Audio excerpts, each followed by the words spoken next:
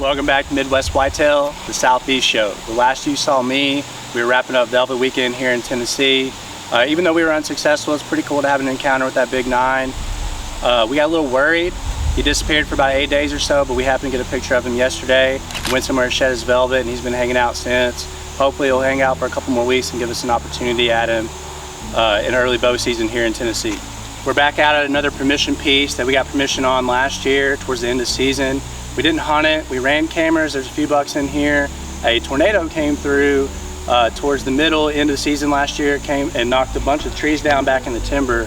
So we stayed out of there, started running mineral through here early summer, late May, and had several deer show up, and we're happy to introduce today our #1 hit list buck.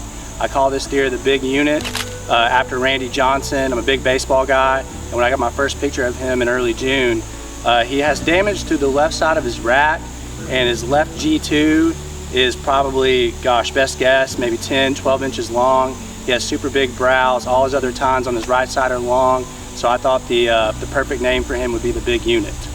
We're out here doing our final touches this weekend. I came in yesterday with the tractor, bush hogged some of the corn. Our corn did not do very well this year, just like everyone else in the South, Midwest from what it sounds like. Drought conditions, not a lot of rain, especially in June and July. Most of our corn at best maybe has an ear. Some of our corn doesn't have any ears at all. So we came in, we bush hogged in about 1/8 to 1/4 of an acre, seeded it with cereal rye, some clover, and some soybeans. We know those soybeans won't make it all the way to maturity, but it adds some like green candy in there, and the deer seem to really love that fresh growth, so we always add that into our winter plots. We also came in today and we put in 2 mock scrapes, one on this small little food plot over here that we got this 6x6 soft redneck blind on, and then another one right over there on the other side of this point. We're gonna put in a hay bale blind on a trailer over there on another mock scrape. To wrap up our hit list, we got the Big Unit, the Big 9 that we had the encounter with during Velvet Weekend, and then I had 2 deer show up on a permission piece that my family's been very blessed and fortunate to be able to hunt for the past 20 or 25 years or so. It's the only time we've seen those 2 deer.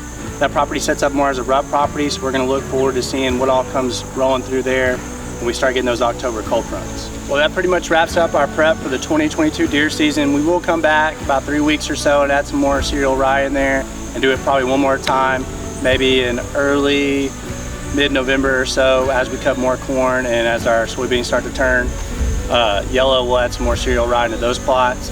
We're gonna stay out of these areas and watch the cameras, and if we got something close to daylight, we're gonna hunt them. Also, if the cameras are slow, we got some public land around us, and we're gonna bounce around out there. Thank you for tuning in to Midwest Whitetail, the Southeast Show.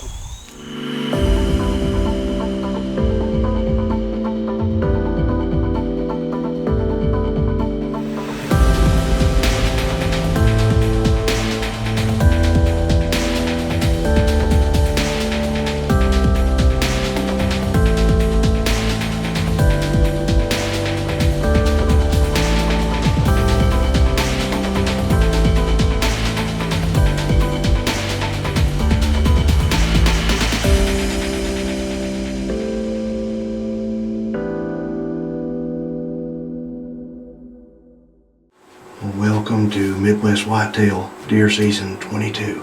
It is opening day in Tennessee, September the 24th, and I really wanted to tell y'all a lot about the work we've done to this particular spot. It's been a big investment preparing this for today and hopefully the weeks coming up. Lee and I just got settled and we've already got deer in the field. I think it's 2 does and a young buck. We ended up starting over with this field, sprayed it, killed it, tilled it, and planted it back to alfalfa. So it's been kind of a big operation. The alfalfa definitely got up. I can see it from the blind. But we're needing rain just like everybody else. So on top of that, I think 7 years ago, we planted chestnuts and sawtooth oak trees in this plot.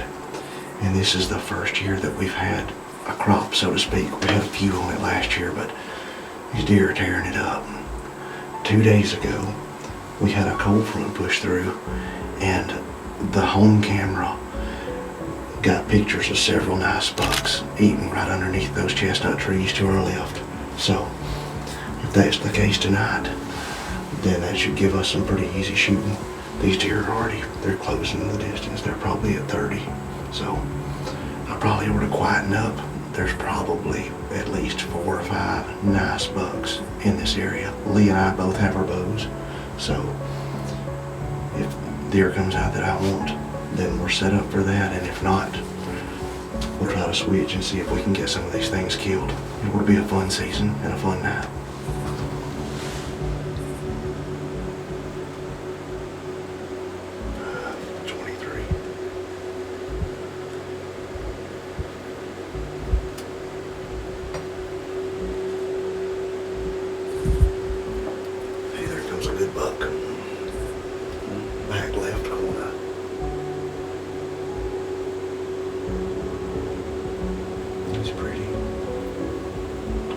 Say probably has a 3-year-old buck, don't you think? Yeah.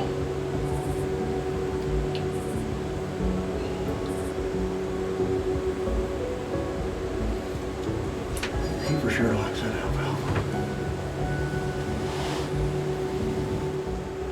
Starting to get interesting, Lee.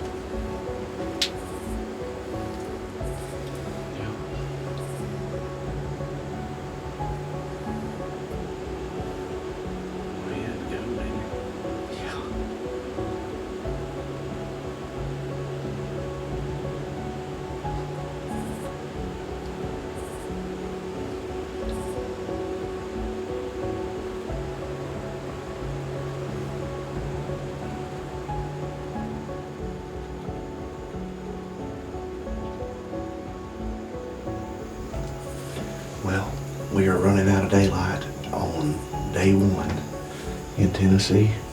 Total of 5, 1 3-year-old buck, a young buck and some does.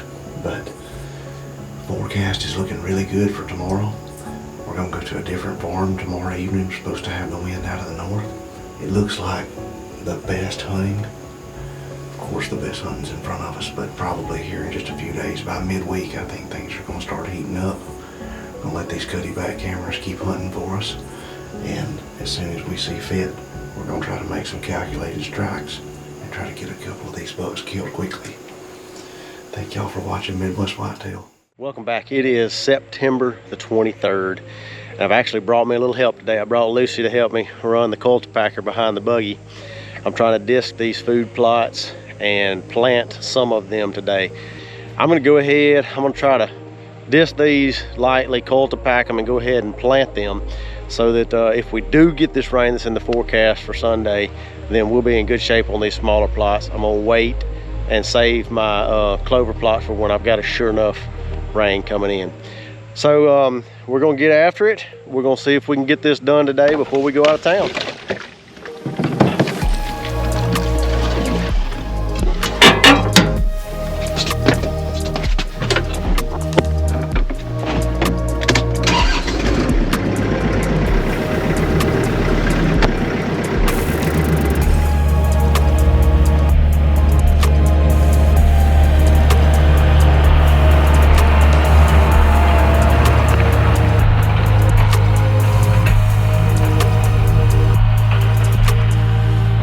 A new plot. I've disced it up before, but I've actually never planted it. Ran out of time and whatnot, so we're gonna disc it up. We're gonna go ahead and plant it today. This will be the first time we've ever planted that spot, just as an additional food source for the deer. May not even hunt that spot, but it'll be food for them. So we're actually gonna walk over here to this mock scrape that we've got out here, and I've got to adjust my camera. If you don't know, you set your Cutty Links cameras to full aspect.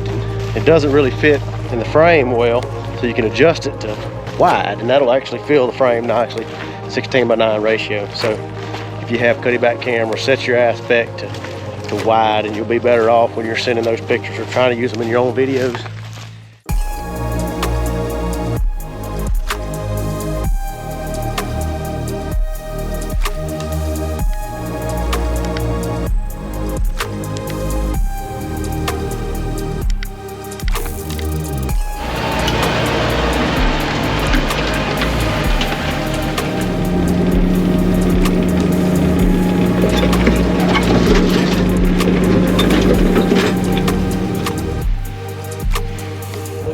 got through with, I think we got 6 food plots done. We've got all the cameras changed to the wide aspect. So I'm looking forward to being able to see what that looks like. I know that'll be a lot better for me.